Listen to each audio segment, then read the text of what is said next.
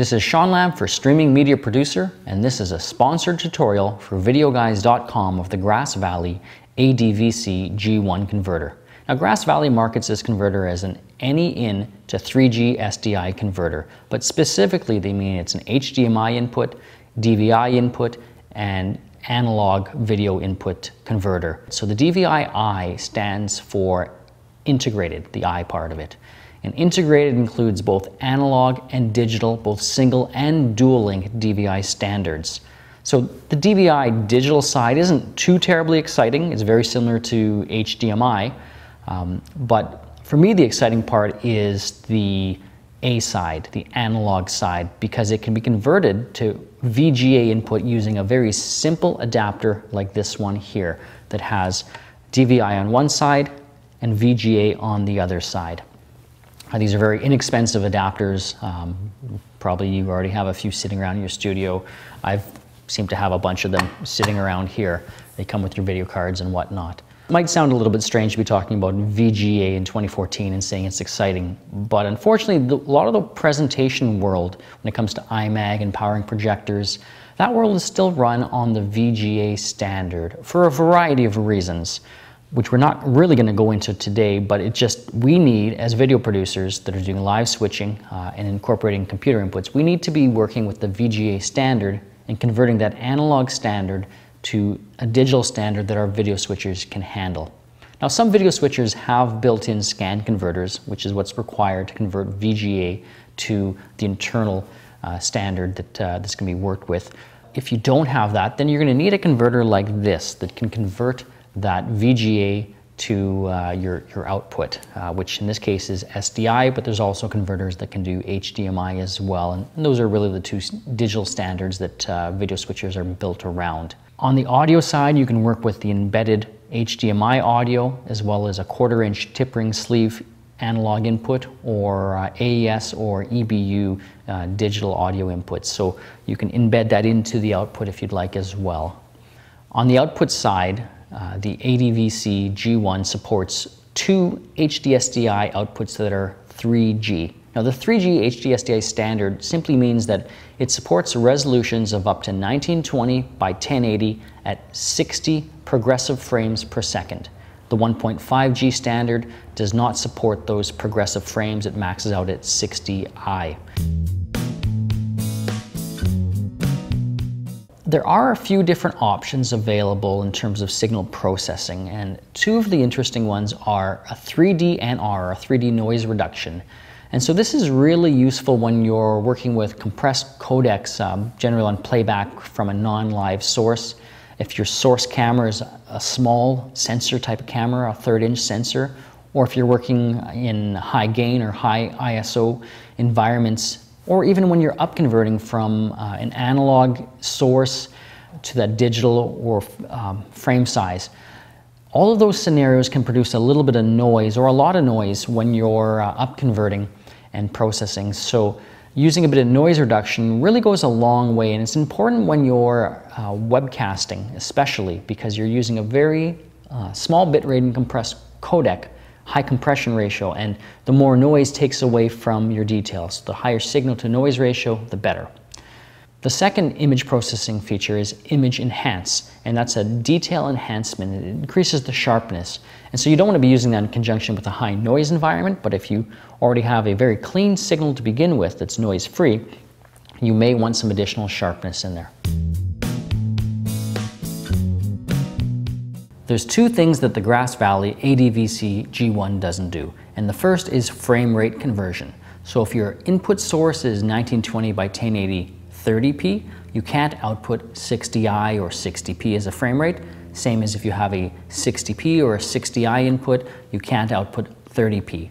The second is that it does not support pass-throughs. So if you have a HDMI, a VGA, or any of the analog video inputs, you can't output the same input as a pass-through.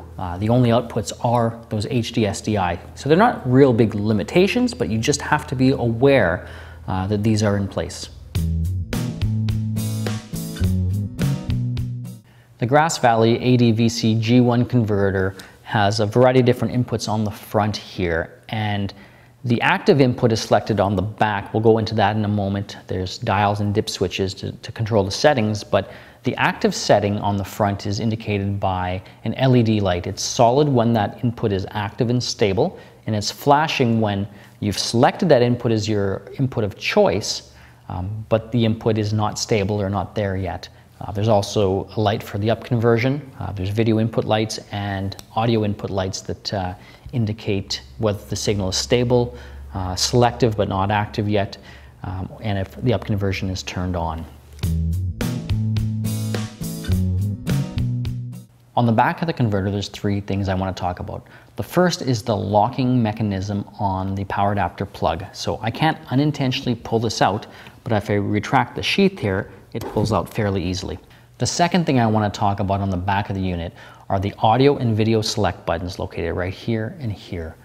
These are dials that need to be manually turned using a precision screwdriver.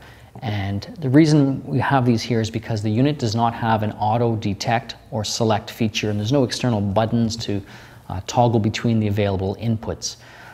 The inputs, the cheat code for that is on the back of the unit here, so it walks you through which inputs are available and which number they correspond to.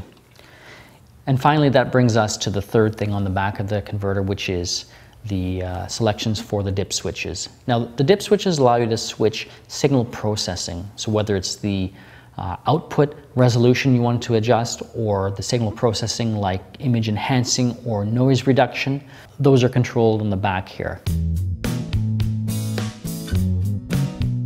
The last thing I want to leave you with on this videoguys.com tutorial of the Grass Valley ADVC-G1 converter is a VGA conversion. So the VGA output from my laptop is going into the converter using a simple VGA to DVI converter. The output is HD-SDI, and that's going into my recorder and monitor. And as you can see, there's a valid and high definition digital output that's coming out of there. So that conversion is complete.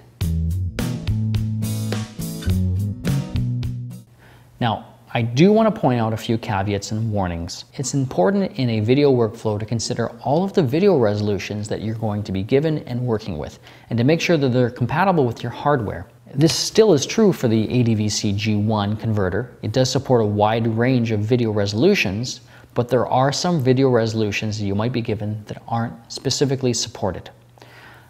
On the HDMI and the DVI-D side, pretty much everything that you'll be given, it should be able to handle, because mostly you're going to be working with digital high definition video inputs like 1920 by 1080 or 1280 by 720. But when it comes to the DVI-A standard, otherwise convertible to VGA, there's a variety of resolutions that you may be given from computers that are not supported. Of the supported DVI-A video resolutions, there's only one that's widescreen, and that's 1360 by 768. That's the proper widescreen video resolution. Unfortunately, it's not the default resolution that you'll find on most video cards output, including this laptop here. My laptop supports natively 1366 by 768 and not 1360 by 768. There's only a 6 pixel difference in there, but when it comes to conversion and standard compliance, if it's the wrong resolution, it just won't work in the workflow. So you've got to make sure that you're able to output a 1360 by 768 video resolution if you want to maintain that widescreen aspect ratio from computer inputs. This has been a video tutorial of the Grass Valley ADVC-G1 video converter for Streaming Media Producer. For more information on this video converter, please check out videoguys.com, our tutorial sponsor. Thank you very much. My name is Sean Lamb. Videoguys.com is your source for streaming media and live production equipment, storage, and video editing hardware and software. We have specialized in video editing and production for more than 25 years, and our technicians are available to answer your questions and help you find the best solution for your needs and budget.